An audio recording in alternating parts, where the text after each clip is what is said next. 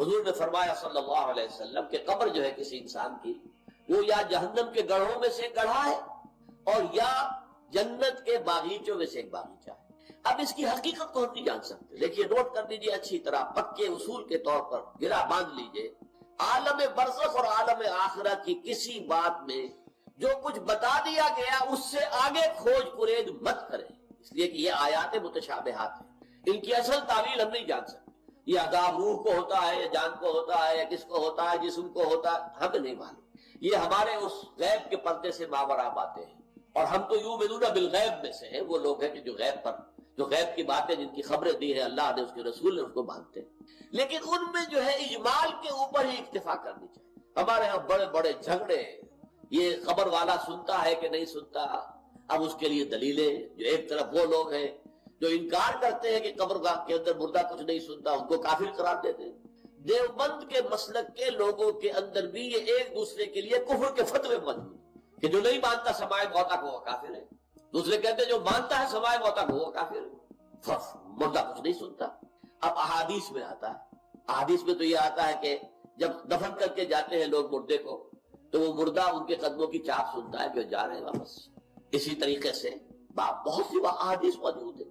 حضور کا تو خاص کشف کہ آپ نے دیکھا کہ مردوں کو اس وقت عذاب ہو رہا ہے یا کہ مردوں کو معاملہ یہ ہو رہا ہے، تو یہ ساری چیزیں ہیں، لیکن اس میں جو حل ہے وہ یہ ہے، جو چیز اجمالاً بتا دی گئی ہمیں، چاہے وہ عالم برزخ کی ہو، عالم برزخ بھی ہماری نگاہوں سے پوشیدہ ہے، ہمارے حواس خمسہ سے باہر ہے، اور عالم آخرہ بھی ہمارے حواس خمسہ کی جو بھی رسائی ہے اس سے ماورا، اس میں بس جو بات آ جائے وہ مانیے، اس کی تفصیل میں ہرگز نہ جائے۔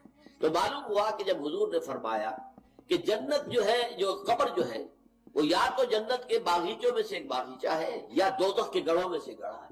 کہیں ایسے بھی کہہ دیا گیا کہ قبر میں جب مردہ جو ہے داخل ہو جاتا ہے تو یا تو ایک کھڑکی کھول دی جاتی ہے جنت کی طرف جس سے جنت کی ہوائیں اور خوشبوئیں اسے آتی رہتی ہیں، روح و ریحان، اس سے وہ فائدہ مند ہو رہا ہے ابھی سے۔ ابھی حساب کتاب تو ہوگا، یوم القیامت کو ہوگا جب اٹھائے جائیں گے، اور یا پھر جہنم کی کھڑکی کھول دی جاتی ہے، اس سے وہ لپٹ، اس سے گرمی، یہ وہاں سے جھونکے آتے ہیں۔ تو ہم صرف اتنا ہی مانیں، اب یہ روح کو ہے یا جسم کو ہے یا عالم برزخ میں قبر پر ہے یا کہیں عالم ارواح کے اندر، واللہ اعلم۔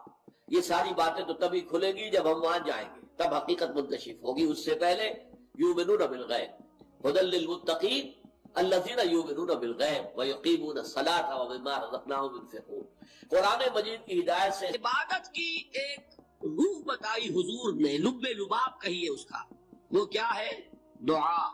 الدعاء مخ العبادہ، الدعاء هو العبادہ۔ حضور کی یہ دو احادیث بہت سادہ، بہت مختصر۔ دعا ہی عبادت کا جوہر ہے۔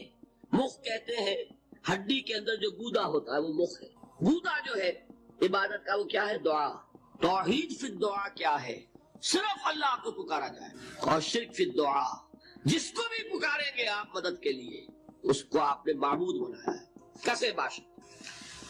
یہ مسئلہ سمجھ لیجئے، لا تدعو مع اللہ احدا، اللہ کے ساتھ کسی کو مت پکارو۔ حضور نے فرمایا کہ جوتی کا تسمہ بھی مانگنا ہو تو اللہ سے مانگو، اللہ نے تو دروازہ کھولا ہوا ہے، جو چاہو مانگو، کسی اور سے مت مانگو۔ دیکھیے ایک علمی مسئلے اور ہوتے ہیں، یہ جو روحانیات کا معاملہ ہے، عالم ارواح میں کیا صورت ہے، ارواح صرف کہیں اللہ کے پاس کسی کولڈ سٹوریج میں ہے یا اس کا اس دنیا سے بھی کوئی تعلق ہے، یہ علمی مسائل ہے۔ فرض کیجئے اس وقت کوئی ارواح یہاں موجود ہو، فرض کیجئے، میں اس کا انکار نہیں کروں گا، ہو سکتا ہے کہ ہو سکتا ہے کوئی روحانیت والا شخص بتا بھی دے کہ ہاں فلاں کی روح موجود ہے، ہوگی بھائی، اسے نظر آتی ہوگی، ٹھیک ہے۔ یہ بھی ہو سکتا ہے کہ کوئی شیطان جن ہو اور وہ دھوکہ دے رہا ہو کہ میں فلاں کی روح ہوں، ہو سکتا ہے کہ نہیں، لیکن یہ بھی ہو سکتا ہے، وہ بھی ہو سکتا ہے، مجھے اس سے بحث نہیں۔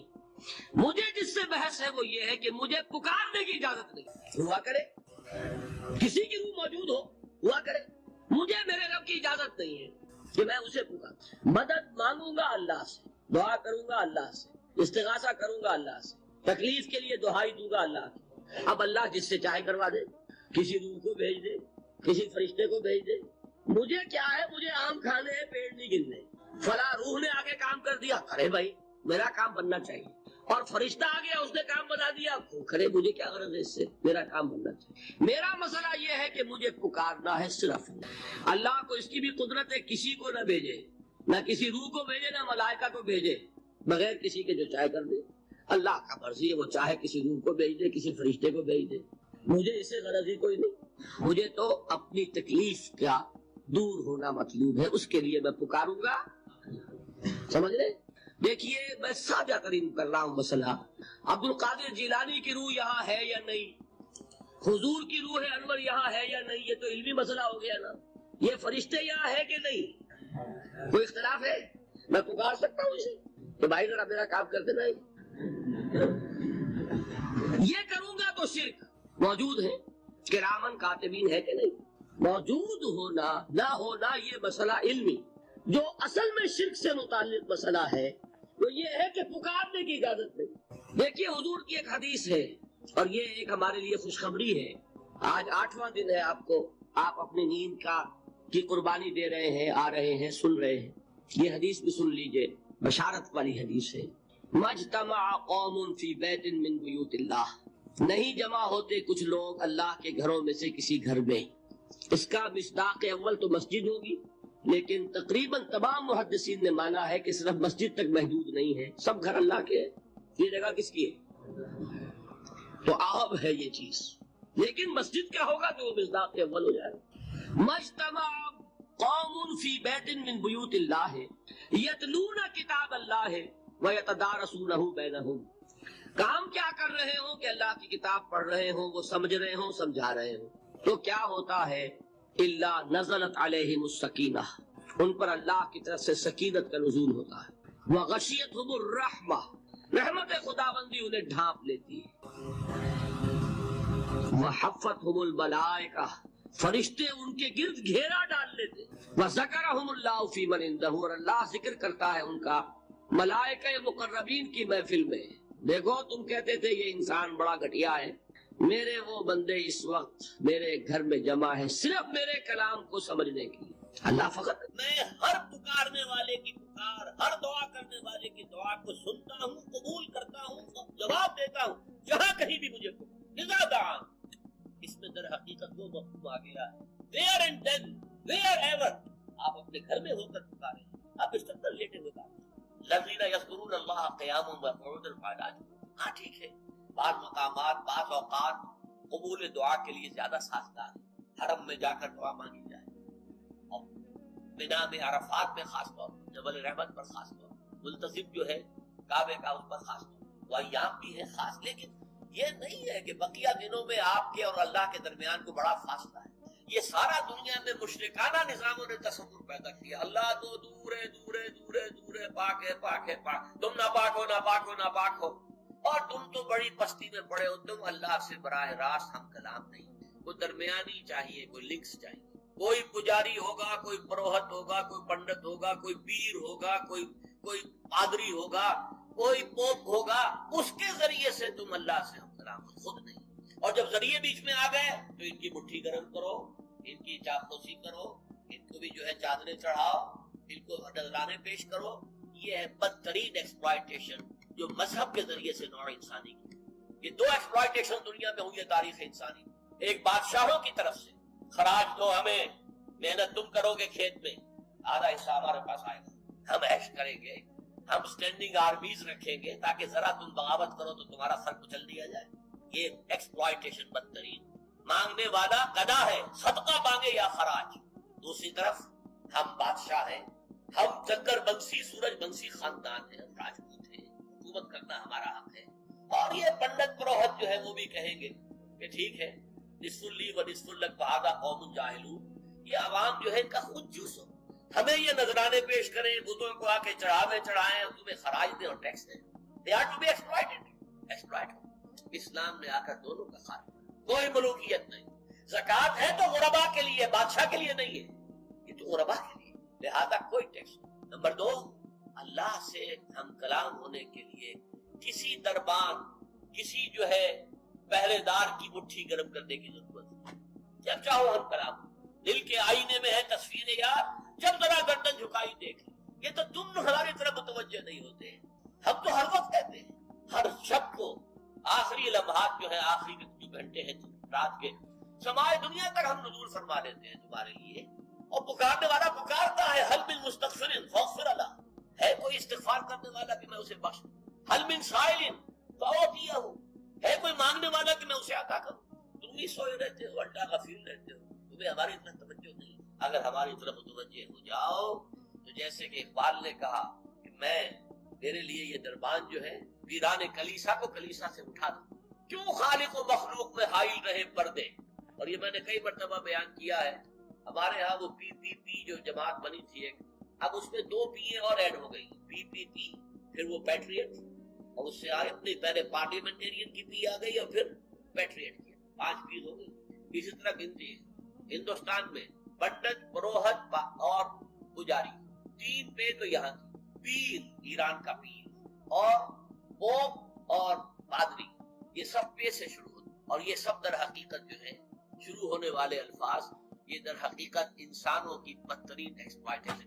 وَإِذَا سَأَلَكَ عِبَادِي عَنِّي فَإِنِّي قَرِيبٌ أُجِيبُ دَعْوَةَ الدَّاعِ إِذَا دَعَانِ فَلْيَسْتَجِیبُوا لِی. ہاں ایک تقاضا ہے، اس سے پہلے یہ بات سمجھ لیجئے، میں اس آیت کو میگنا کارٹا جسے کہا جاتا ہے حقوق انسانی کا سب سے بڑا چارٹر، میں اس سے کہیں بڑا چارٹر قرار دوں کہ اللہ کہتا ہے مجھ سے ہم کلام ہونے کے لیے کسی واسطے کی، کسی وسیلے کی کوئی حاجت نہیں، جب چاہو مجھ سے ہم کلام ہو.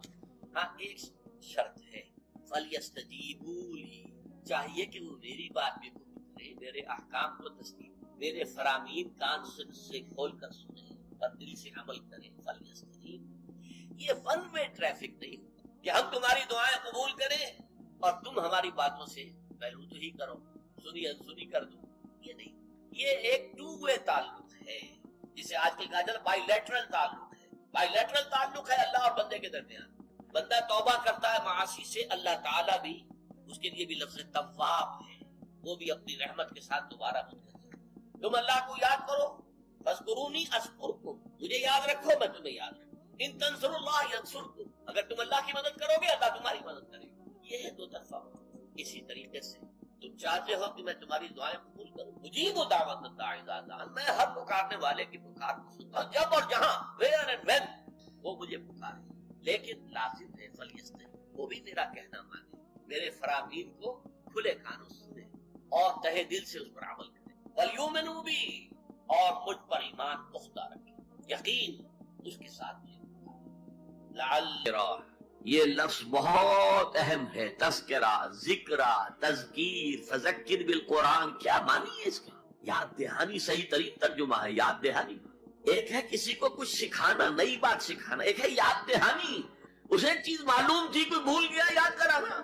جیسے آپ کے کسی دوست نے آپ کو بہت قیمتی قلم دیا تھا، آپ نے اسے بہت سنبھال کر اپنے ٹرنک میں رکھ لیا، اب سال ہو گئے نہ دوست سے ملاقات نہ وہ یاد. اچانک آپ نے کسی روز ٹرنک کھولا اور وہ قلم آ گیا تو آپ کو دوست یاد آ جائے گا کہ نہیں؟ اسی لیے قرآن آفاق و انفس کے لیے آیات کہتا ہے، ہم اپنی آیات دکھائیں گے تمہیں، نشانی جس کو دیکھ کر تم ہمیں پہچانو گے. اور تذکرہ کا مطلب کیا ہے؟ پوٹینشلی ایمان ہر انسان کے دل میں موجود ہے. یہ جو روح جو ہمارے قلب کی مسکن نقید ہے، اس میں اللہ کی معرفت بھی ہے، اللہ کی محبت بھی. البتہ ذہول کے پردے پڑ گئے ہیں، بھول اور نسیان طاری ہو گئے، ہم دنیا ہی کے اندر گم ہو کر رہ گئے، ہماری ساری دلچسپیاں دنیا سے ہیں، لہٰذا ہماری توجہ ہی نہیں ہے. ورنہ ہر انسان کے دل میں یہ جو یہاں ہندوستان میں کہتے ہیں آتما اور پرماتما، آتما اور پرماتما کا تو تعلق بہت گہرا ہے. ابتدا میں بنا دی گئی تھی ارواح، جب ہم سب کے ساتھ تمام انسان آدم سے لے کر اور تا قیامت جو انسان آئے گا دنیا میں، ان سب کی ارواح پیدا کر دی گئی اور پوچھا گیا الستو بربکم قالوا بلا. یاد ہے؟ لہذا یہ تذکرہ ہے، یہ یاد دہانی ہے، تمہارے اندر موجود ہے. اللہ کی معرفت بھی موجود، اللہ کی محبت بھی موجود. لیکن کلا بل ران علی قلوبہم ما کانوا یعملون، ان کے دلوں پر زنگ آ گیا ہے ان کے اعمال کی وجہ، شیشہ جو ہے وہ زنگ آلود ہو گیا. حضور نے فرمایا ان هذه القلوب لتصدع كما يصدع الحديد اذا اصابه الماء، ان دلوں پر بھی زنگ آ جاتا ہے جیسے کہ لوہے کے اوپر پانی پڑتا رہے تو اس کو زنگ آ جاتا ہے. پوچھا گیا فما جلاؤها یا رسول اللہ،